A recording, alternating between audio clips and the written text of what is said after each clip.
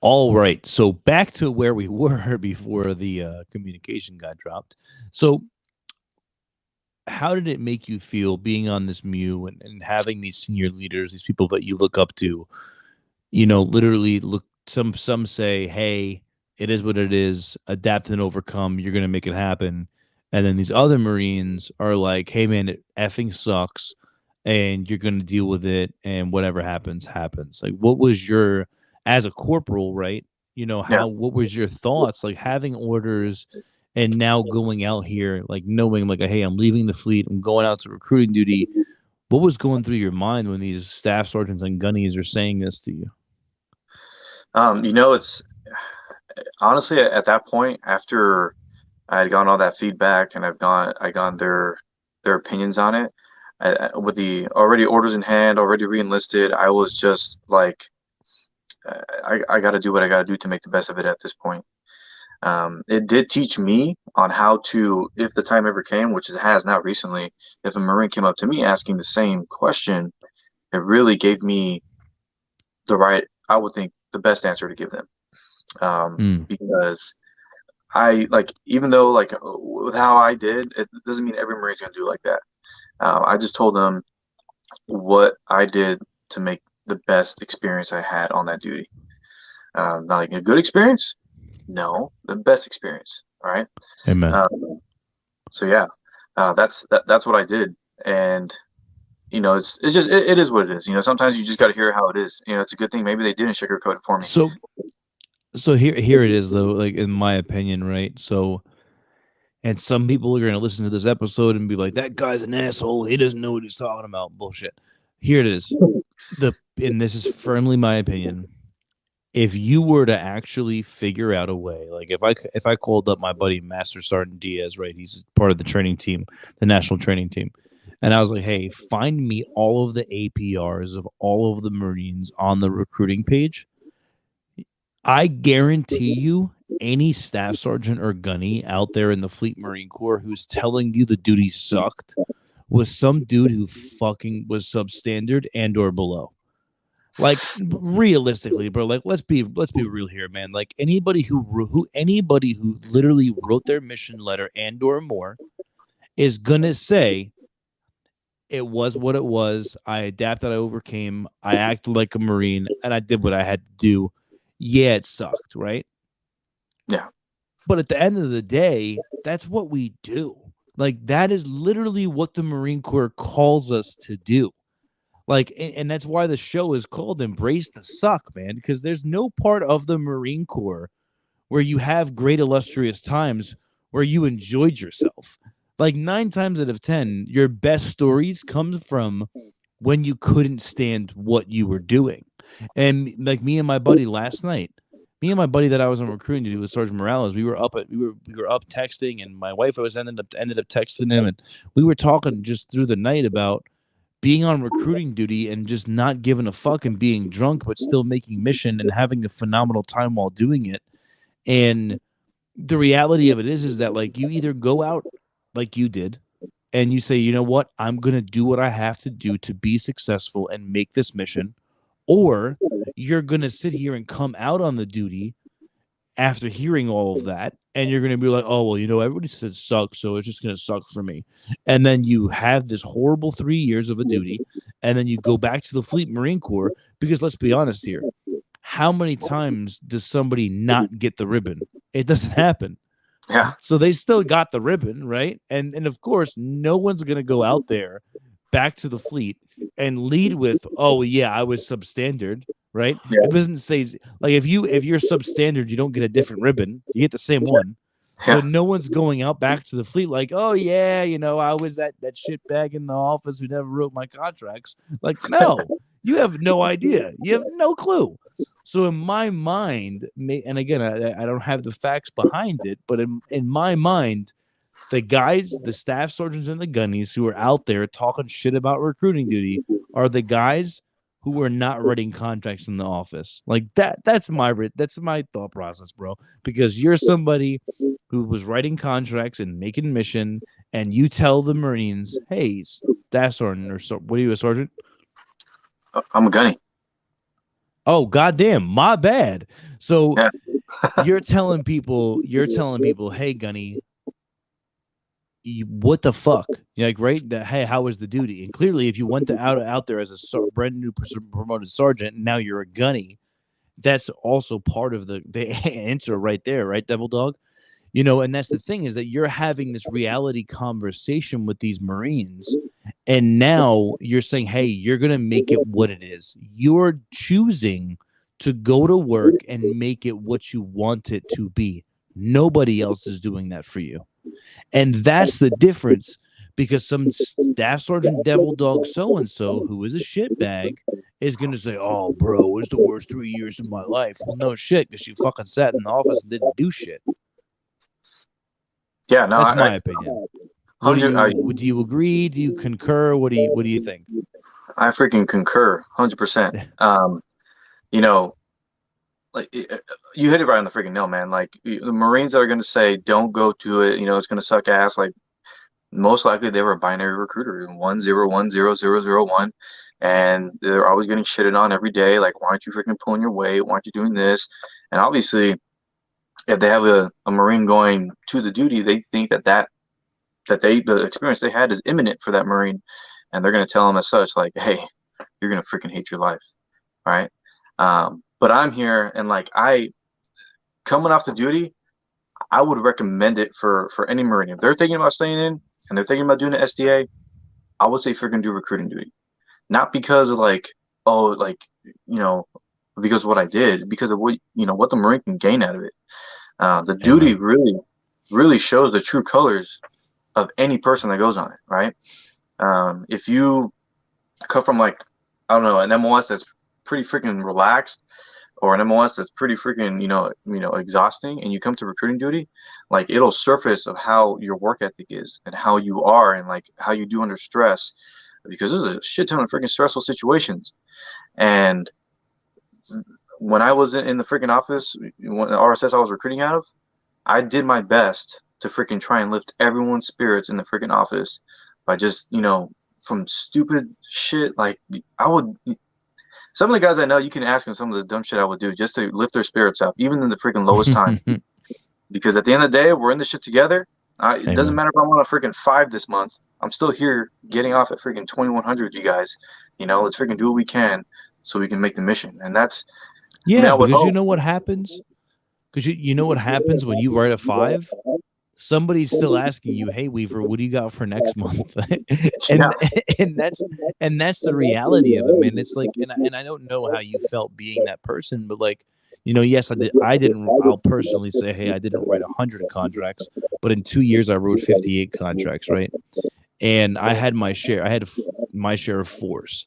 And I didn't, when people, I had one of my first bosses, right? When I was writing, I wrote my first 4. He congratulated me. And then I wrote my second 4. And then he looked at me and he was like, there's nothing to congratulate you about. And I was like, what do you mean? And he was like, you're writing 4s because the rest of your team is failing. And then I looked at him and I was like, but they're your Marines and you're the staff NCO SC 8412. So who's really failing? But good to go. And that was my thing, though, was like, at the end of the day, did I enjoy writing 4s? Did I enjoy standing in front of the RS? Yeah, of course, right?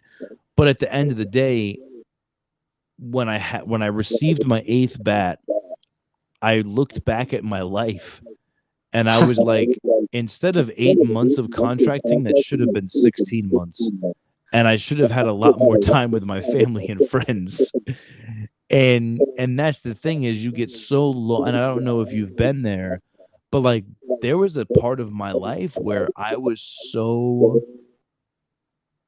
enthralled with winning, and I was so lost in just the win and the feeling of being that mission maker, right? Every month I was walking up to the head of the RS and everybody knew my name and everybody knew who Bennett was, and I was just like, everyone across the RS, the whole state of New Jersey, knew who I was. And it made me feel like, it just made me feel amazing. And then all of a sudden it was gone. It was, I was off like myself, I'm off duty. that's no longer a thing. And it, it got to my head. Like it really did. It was like, bro, I'm at this high and nothing else mattered. My family, my kids, like nothing else mattered to me because I was just so focused on winning and being in the office that like I wasn't even home or present with my family. Like, have you ever felt that way, or especially with what you were doing, is like being as good as you were and having as many contracts as you did? Like, did that ever happen to you? Um, so I would say yes, especially with my already like competitive self. I don't like losing, and I always want to be in a group or by myself. I want to be in the group that's winning. And the first thing that really triggered all that in me to like try my best is when I went to my RSS, and the guy I was replacing, I went to the high school I was taking over with him. He was taking me around, showing me how he ACs, showing me to the career counselor, all the people you want to meet. And when we went to the career counselor office, the Navy recruiter was there, some chief, and the chief is like, "Oh, hey, what's going on, Staff Sergeant?" And to my guy I was replacing, and he's like, "Oh, everything's going good." And then like the conversation came up to where he's like, "How many applicants you got this year?" And then the guy I was replacing said three, and I was like, That's I think that's good. I'm here in December three. I would say that's good, right?" And then this Navy guy is like, "Oh yeah, what are we at?" Looking at his little assistant, and she was like, "I think we're at nine this year." And I was just like, that was the first freaking like gut punch. Like, how in the hell are these people doing better than us Marines? You know? Yeah, yeah, And then from there, I was like, hell no. He did his transition. He went out back to the fleet, and then from there, I was like, that's when I like my first month on production. I wrote a four, right, and I wrote a three, oh and then it wow, started getting, yeah, and then I started getting that high because like you were getting your freaking awards and shit. And I was like, damn, I got a freaking little statue. This is cool.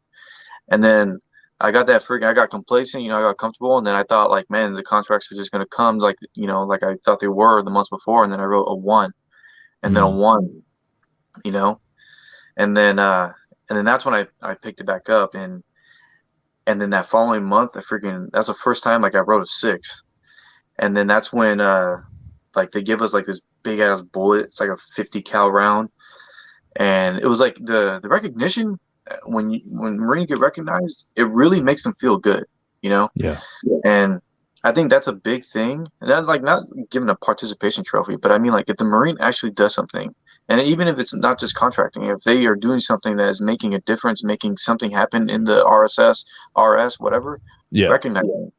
Because just like you had that freaking like that itch to keep going, I had the same yeah. thing. And then, Hmm. the Marine will continue to, I think, want that recognition and do better. They will keep doing better and better. Yeah, yeah, dude. And it's like, and that's the thing that like it came up in a conversation recently with me is like it's hard for me to understand recognition, right? Because in my mind, and I said this to a Master Guns when I was on the duty, me and him were having this. He was my RI, and I was having this conversation with him, and I said, he was like, "Well, what do you do when your Marine writes a contract?" And I was like, "Nothing." And he was like, "What do you do when your Marine do contracts?" And I was like, "Nothing." And he was like, "Well, what about a third and a fourth?" And I was like, "Oh, well, I give them a week off." And he was like, "Well, why don't you give them anything off for the two?" And I was like, "Because it's their job." I was like, and I'm not going to pat you on the back, say good job. And this is again my opinion. When if you're in the Fleet Marine Corps and you go to work and you do your job, no one's like, "Hey, Semper Fi, Devil Dog, you did your job." Like, no, Yeah. like that is your job. I am expecting two a month from you at minimum. If you do that, then you did your job. Now, if you exceed that, then hell yeah, I'm going to give you time off. I'm going to do whatever you want. But if you're just giving me two a month, which is literally your job, then no, I'm not gonna, give you this trophy because that's your job, right? Exactly. And that's why, like with me, like, and I understand that the Marine Corps has changed. I understand that the times in which we live in has changed. I understand that the mission has changed. I understand that COVID has made things different. But like when I hear a Marine getting a Navy comm and he overshipped by 3, in my head, I'm like, bitch, I did that in my sleep.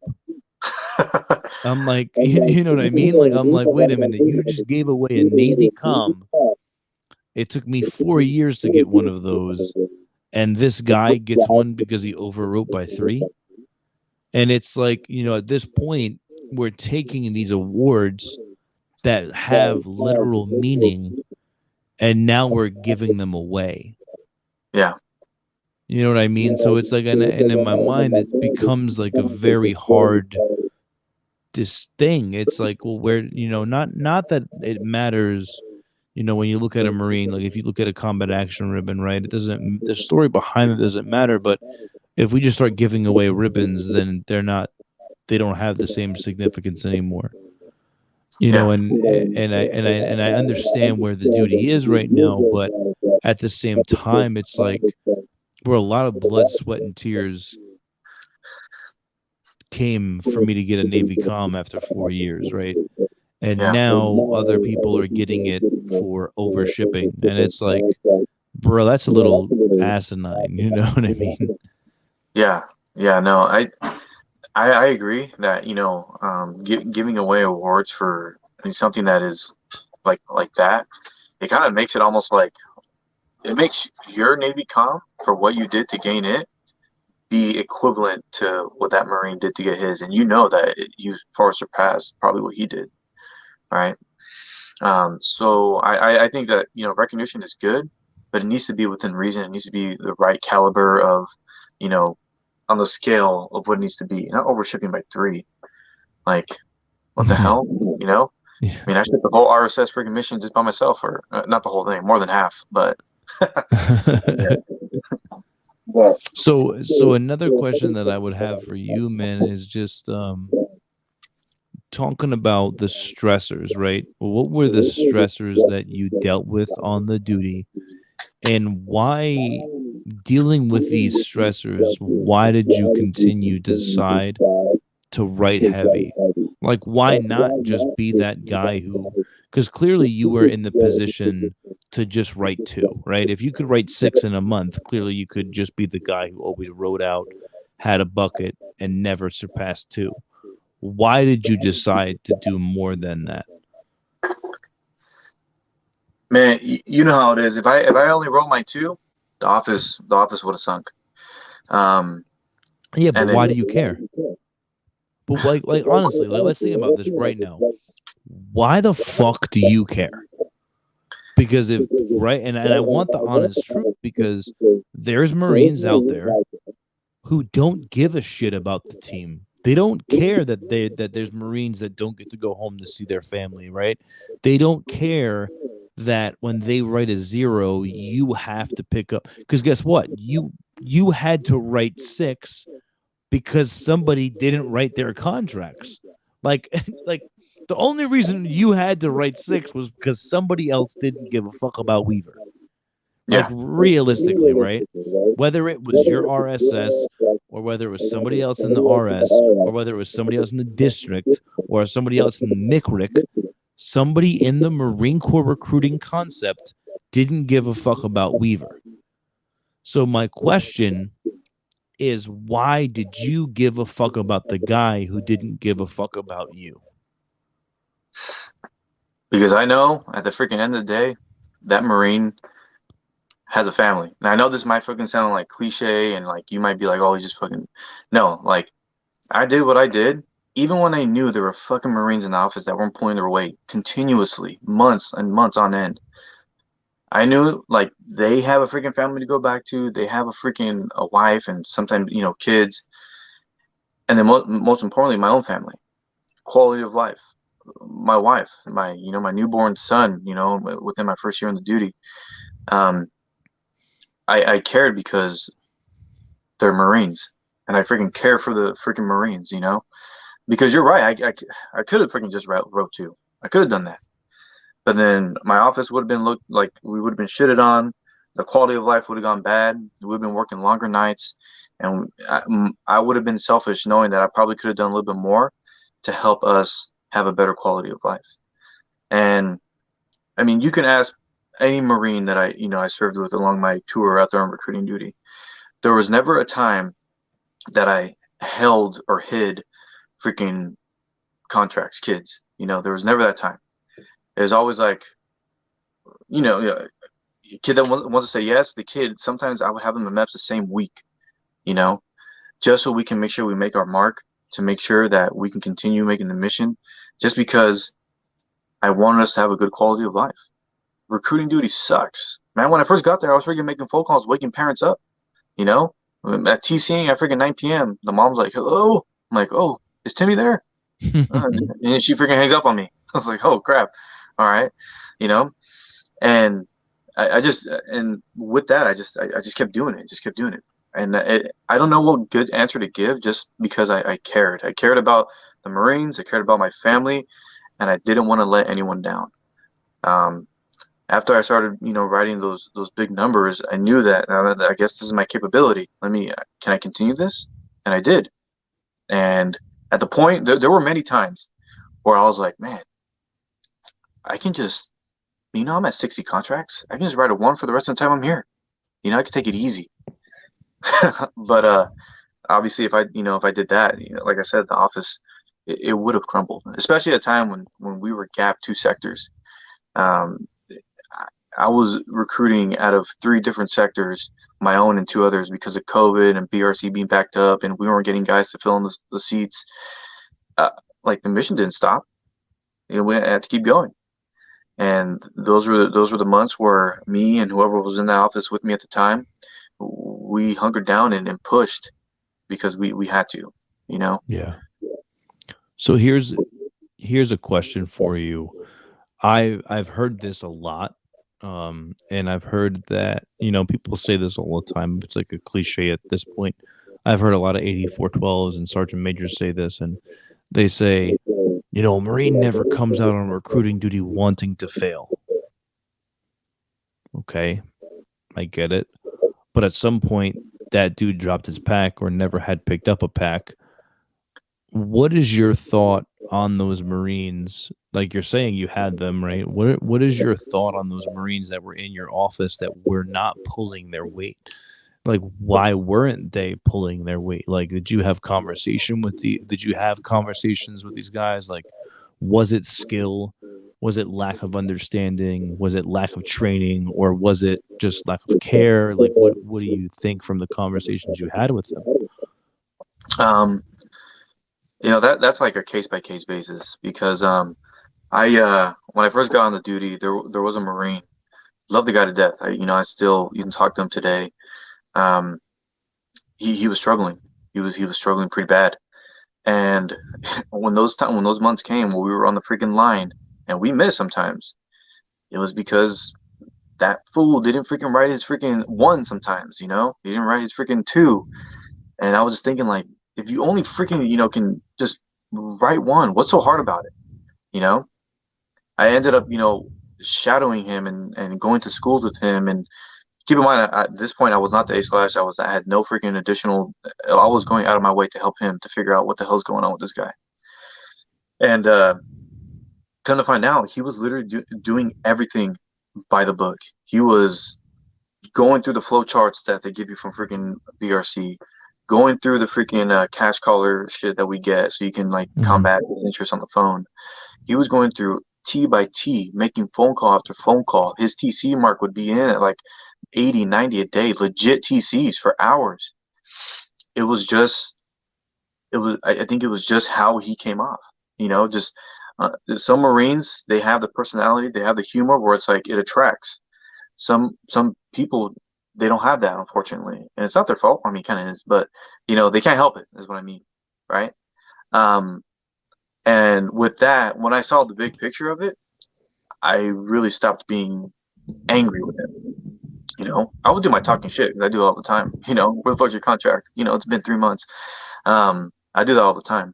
But at that point, when I saw the effort was being put in that case, I'm not going to get angry with that Marine. When it's a case where it's a Marine that is, you know, same thing. Yeah, but so I'm gonna play the devil's advocate here. Okay.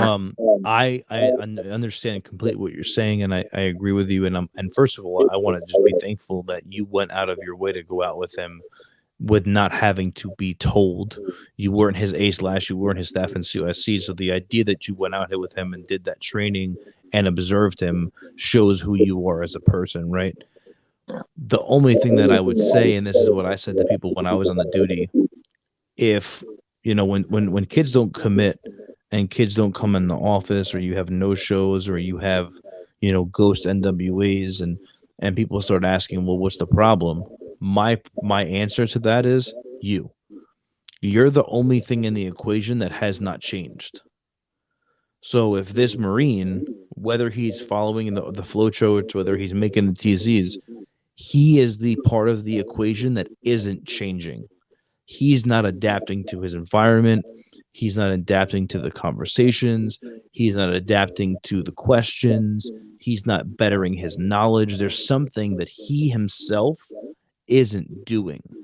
And that's why, like, I would still be tight at that dude, because if I'm not, then I can look at him and say, hey, as long as you keep trying, it's okay. But I don't agree with that. If you keep trying and you don't do, it doesn't matter to me that you tried. Because at the end of the day, as a father, right, you're a father. Yep. If you don't feed your son tonight and your son says, I'm hungry, and you look at your son and say, hey, but I tried, does that fill his stomach? No, you're right. No. So if you keep telling me you tried, but you don't write contracts for 3 months, then you haven't done. And that means at some point you still haven't learned. There's something that is, and it's not me. It's not the staff in COSC. It's not the 8412. It's not the A gunner. It is something that you are failing to overcome. And we're taught that in MC3. And there's something that you're just not being able to overcome. And that's it. And that's the problem with, and that's why my biggest gripe is that we don't have enough training being done by 8412s whose job it is to train. Because this Marine that is trying, right, this Marine you're talking about who was out there making the calls, doing the ACs, right? That Marine cannot identify on his own what he's doing wrong because he doesn't understand. But if there was an outside source whose job it is to explain that to him, now he can be like, oh, I see. I understand. But that's the problem, is that Weaver shouldn't have been out there observing this Marine. That's the job of the staff in COIC or the gunny or the 8412. Mm-hmm. And then you wonder why these Marines don't change. Well, because they don't know why they need to change. Now you bring up a good point, and I agree. Like, training is a freaking probably the biggest, and I mean like sustained training, not BRC and then never come back to training again. I mean continuous training, because that Marine I was telling you about, he came to recruiting duty when the 7th COIC was probably shouldn't have been the one that was there. From what they told me, like, he played video games and just said, hey, what do you got for tomorrow? And just like continue playing video games in the office. And eventually, like several months after or before I got there, a new 7th COIC came in, the 8412. And this guy, I still talk to him today. He trained me from the beginning. Like, he had me in front of him making phone calls and coaching me on how I can do better, just do this, do that. And I thank him. I thanked him when I got meritorious staff. I was like, hey, thank you. From your training from the beginning, that kind of just set the freaking standard for me on how to continue to keep learning and adapting on this duty, because you have to. And unfortunately for that Marine before me, bad habits started, and it's hard to get rid of them, And what continuing on from what I did with him, I did go to school with him, and I helped him, assisted him to do what I did that helped me. And that did ended up helping him to actually start contributing. And he ended up finishing the duty, you know, on a decent note. You know, I'm not gonna say good, Yeah. but decent note. So so there's that. And like, don't get me wrong, because like there's Marines out there that don't pull their weight. And when I hear about it, and like sometimes it even happens in my office, it's just like, come on, like I can only do so much, you know. And then the excuses start happening, and then everyone has an excuse, and I don't want to be the asshole Yeah. where it's like, stop making excuses like, look at me, look what I'm doing, right? Well, what's my excuse? I don't want to be that person. Yeah. What I want to do is I want to help them. Like, all right, so what can we do to freaking fix it? And that's another excuse and another excuse. So what can we do to fix that? What can we do to fix that? You Yeah. know? And that's one of the reasons why I started this podcast, was because I had friends of mine who had severe reasons to quit, but never quit. Like, I watched one of my best friends, one of my Marines, have 2 strokes, and he Jesus. still wrote 4s. He still wrote 5s. He still made it off the duty after 3 years. Like, this dude literally, no lie, had a stroke on a Friday, went to the hospital, and on Monday was back in the office learning how to re-speak while making TCs. Man, that command was hurting, huh? And he still did it. He could have gotten off the duty. He could have went to Wounded Warriors, but he didn't. He stayed on the duty. He stayed faithful, and he made it off 3 years onto the duty. I have another Marine, had a stillborn daughter. That month that he had a stillborn daughter, he wrote 11 contracts. In 1 month? In 1 month. Good God. And exactly. And it's like, and you'll have some Marines out there who are like, well, no, that was just a Marine who didn't care about his family. And it's like, no, that was a Marine who knew that he had a mission to take care of, and he was still there for his family, but he was there for the Marine Corps as well. Yeah.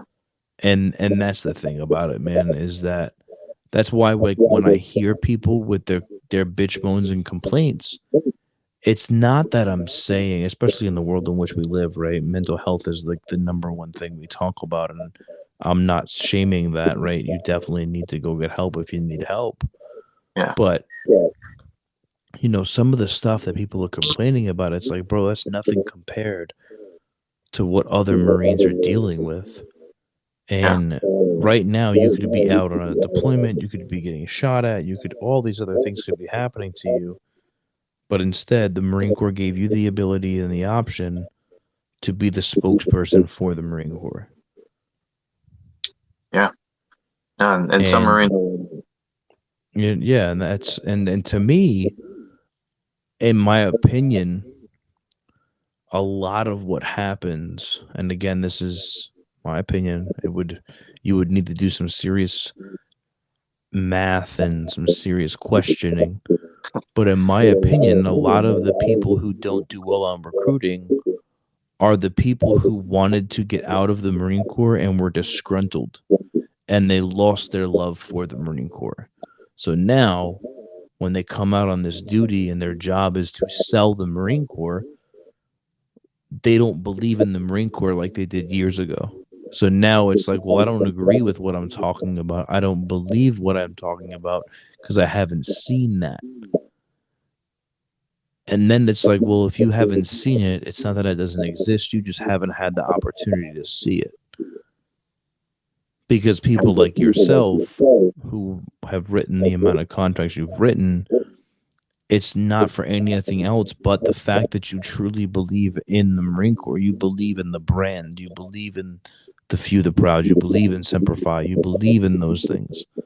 So it's easy for you to talk about those things because you believe in it. For other people, they've lost that sense of camaraderie. They've lost that sense of love or passion. So it's not that easy anymore. Yeah. Yeah, no, I 100% agree with that. And I mean, it's kind of hard to sell something you don't believe in anymore, you know? And like, I think that's why I did so well, is because how passionate I am about the Marine Corps, because of how grateful I am because of the Marine Corps, because of what the Marine Corps gave to me, you know? Just like with everybody, they have their story with the Marine Corps, just like with me. I started, you know, kind of from nothing, right? My parents, they weren't like wealthy, they weren't well off. They did the best they did to raise me, and they, rose their son, and with the traits that they gave to me, I took that into the Marine Corps, and then seeing what the Marine Corps was giving me continued to make me grateful throughout the years. And then when I got to the duty, that just resonated with the applicants I was talking to. I think they sensed the passion. They sensed that Yeah. I had that love for the Marine Corps. And with the Marines that have lost that love for the Marine Corps, they got to question, why are they staying in? You know, Amen. like, is it for a paycheck? Is it because I'm already 10 years in? Is it because I'm in my second contract, third contract, fourth contract? Like, why are you staying in something you don't believe in? You know, it's kind of like why people Amen. just stay in the same job that they're in, because it just makes them a paycheck, which is kind of crappy. I mean, the Marine Corps is a way of life. It's a lifestyle, and it's something that won't change, and it still doesn't change on recruiting duty. You have to adapt and overcome. It's just a different type of adapting and overcoming. You have to be there for your Marines. You have to keep your Marines informed, right? It's, mission first, Marines always, right? You got family at the very top, but you know the saying, how it goes. Yeah. But that's the reason why I never understood why Marines would come up with excuses and excuses and excuses. Like, come on, man. I had both my sons on recruiting duty. I thank my wife all the time for doing what she did to basically raise them as I was doing what I was doing on Amen. recruiting duty, Bro, me right? too, bro. I had both. I had my son and my daughter on recruiting duty, Yeah. and I'm about to have my third kid. My wife is gonna pop any day now, and this is the first pregnancy that I've been off of recruiting duty that I've watched the whole thing happen.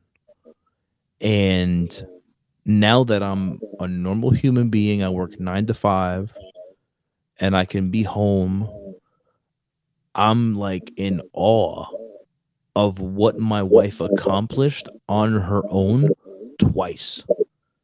Yeah. Because I'm like, bro, and the craziest part about it is that in the time that I was a staff in COIC and I was a recruiter for 4 years, I never heard my wife bitch, moan, and complain, not once.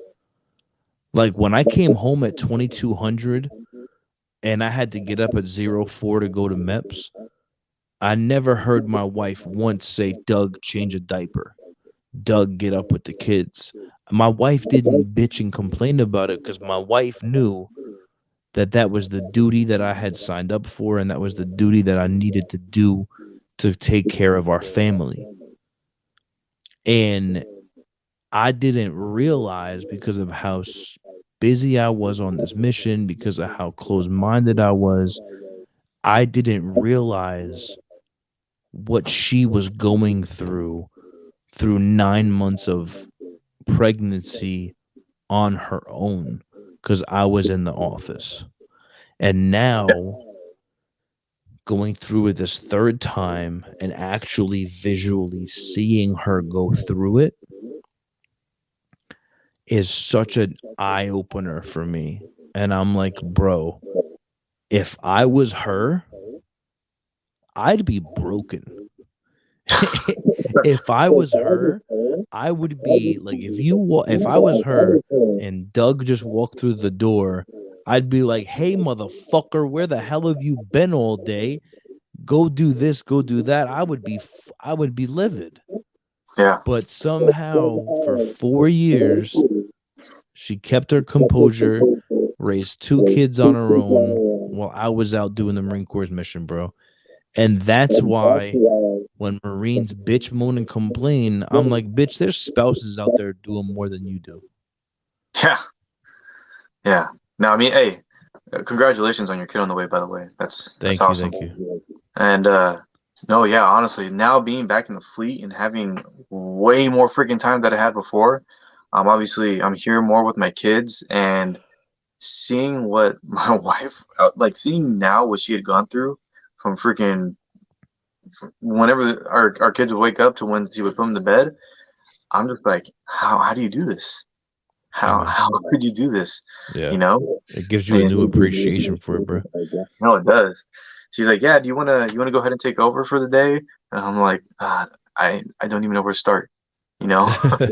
So so yeah, like 100%. That's why like I'm so grateful for her. I mean, she was basically my person to lean on that duty for everything. And she's my confidant. I mean, when I'm questioning any kind of decision, I'm just like, hey, what do you think? Especially after her deciding for me to go to recruiting and seeing how good that went. I just ask her for freaking everything now, like, hey, should I do this or this?